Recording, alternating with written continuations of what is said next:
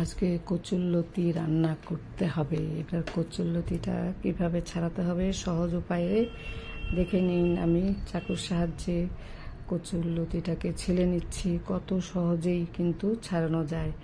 এইভাবে আমি সবগুলোকেই ছাড়িয়ে নেব।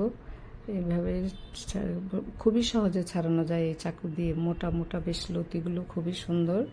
এবার মাথাটা কেটে নিয়ে পিস পিস করে আমি ছোট ছোট করে কেটে নিচ্ছি। কেটে নিয়ে সবগুলোই আমার এইভাবে কাটা হয়ে গেল।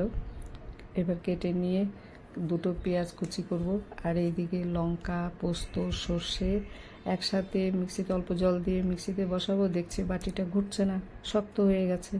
তারপরে কি করব, অগত্যা শিলনোড়া ভালো করে ধুয়ে নিয়ে এখন শিলনোড়াতেই মশলাটা করতে হবে। আর শিলনোড়ার মশলাটা তো মানে তরকারি খুবই ভালো হয় শিলনোড়ায় বেটে নিয়ে। বাটা আমার হয়ে গেছে, মিহি করে বেশ বেটে নিয়েছি। দেখুন বাটাটা হয়ে গেছে। এইবার আমি এই মশলা আর পেঁয়াজ কুচি, হলুদ, এর মধ্যে হলুদ, লবণ আর কিছুটা সর্ষের তেল দিয়ে ভালো করে মেখে নিতে হবে। যে যেমন তেল খাবেন সেইভাবেই ব্যবহার করবেন তেলটা। আমি তেল কম ইউজ করি, যতটা সম্ভব কমই ব্যবহার করতে চাই আমি।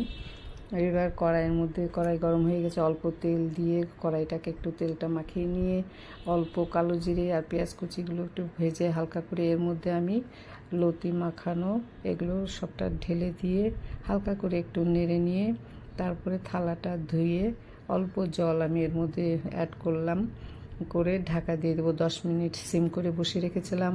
এবার দেখুন একসাথে উল্টে দেব, কি সুন্দর। এই যে এক পাশে তো হয়ে গেল। এবার আবার 10 মিনিটের জন্য ঢাকা দিয়ে হয়ে গেছে আমার, নামিয়ে নিয়েছি।